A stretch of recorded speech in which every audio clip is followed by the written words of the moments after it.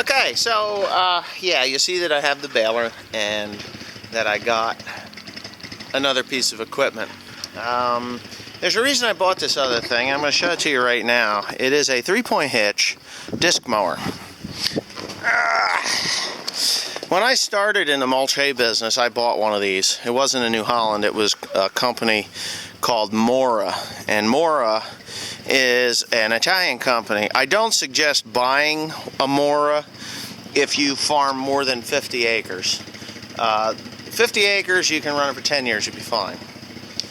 For what I did with it, it worked great. I mean, I even mowed the roadways with it.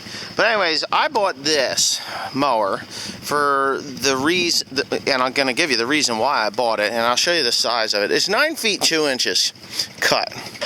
It's the New Holland H6750. This is the heavy duty one. That's what the H stands for. And it has a curtain. Well, the reason I bought this is because the new self-propelled that I'm buying, Timothy's having some issues here. That's how you make your four-wheeler go.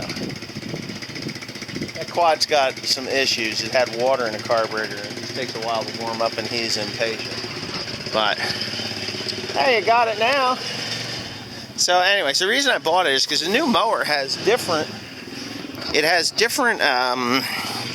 gearboxes and everything.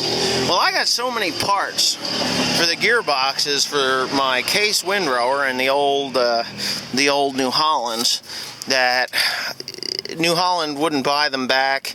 They would just, they told me, we can't buy them back, but what we can do is do it on like a consignment. Somebody comes in and asks for one, then we can sell it. We can sell yours for you, which sounds cool and everything, except for I never get a phone call.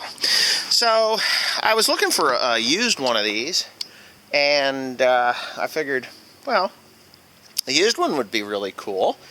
There's nothing wrong with buying a used one, except when I went to go buy one, they wanted like $8,000 for these things, one that was in somewhat decent shape.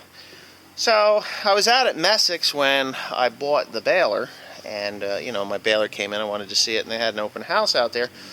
So I asked April if, what they had, and Jay comes over and says, well, we've got 2 of those, brand new. He says, we'll sell you a brand new one before we sell you a used one, because the used ones are pretty well shot by the time they come back here, because they use them for road departments to mow the roads, which is a great idea, because I think you can stick this thing right into the weeds. So I got to thinking about this thing, and I know this is going to be a long-winded video, but I got this thinking about this thing. It is very heavy. Everything about it is just reeks with reliability. The only thing that I don't particularly care for is that it is belt driven. But I really don't have a problem with that either, because you just tighten, the belt tensioner is here, and you can really crank the crap out of it, which it looks like it is cranked pretty good right now. So, not a problem. The other thing is, and I thought about it, is that Krone actually sells one of these things that's like 12 feet. It is 12 feet. So I'm looking at this and I'm like, I only bought this as a backup in case I've got a broken mower and I need, or if I've got a small place that I can't get into. I gave up 30 acres last year because I couldn't get through the gate. I just couldn't get in there. I had to pass it up, and I hate that. It bothered me so much because 30 acres is a good bit of money. As a matter of fact, 30 acres would pay for this machine for what I paid for it.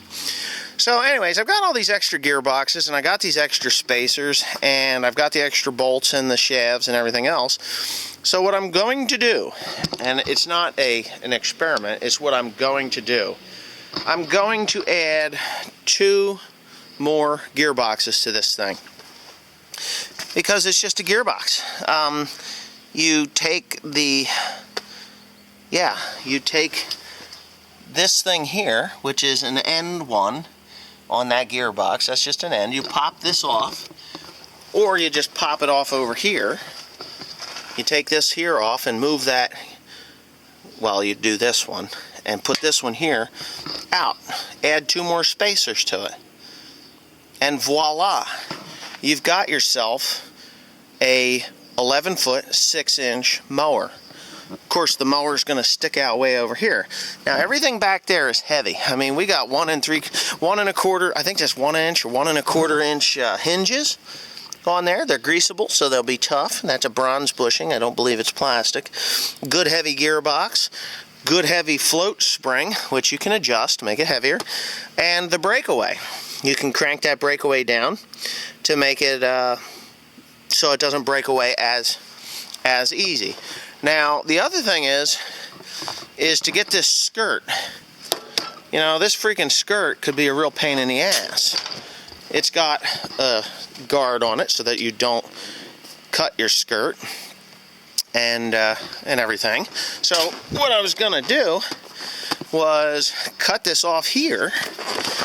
Cut it off about here. I can get this metal. This is nothing. You know, I can get this. So I'm gonna cut it off there, fish plate it, and add 28 inches of metal there.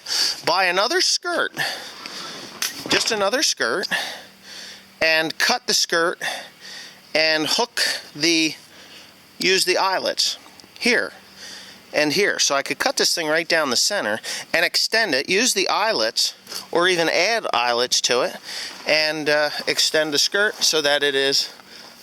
What's that noise? The go-kart. Why is it running so loud? Just chain popped off. We'll put it back on. Well, no. Oh. Why is it running like crazy?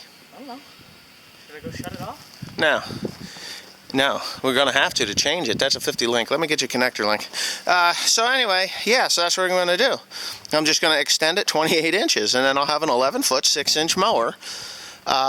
It's only a one-direction deal, but anybody that's ever run these things, versatility. I mean, these things are versatile.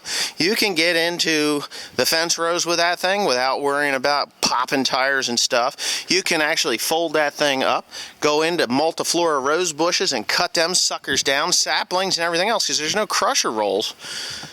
It'll work really quite well. So anyway, oh, and the other thing is with this end one, I know this video is getting long, but this end one, you can make these drums turn the same direction. So you see how this one's coming back into the drum, this one's going this direction, this one's going this direction. Well, if you look down there, those are actually going the same direction. They're two I guess they would be right-hand turns, and that actually carries the hay material across. And if you look in the back here, you see these? You can add a spine or a stiffener to stiffen the cutter bar so that you don't have a lot of flex in the cutter bar, which actually wears the shafts in between. So I got a pretty good idea here, and I think I'm going to go with it. But I'm going to run two new ones, two new gearboxes, two more gearboxes, and the last two will turn the same direction inward so that I will have a decent windrow. So anyways, I got to help Joseph here fix a chain on a go-kart, and yeah, you just lost the connector. And then yeah, we'll be good to go. Hopefully that thing starts up again. Anyways, yeah, thanks for watching.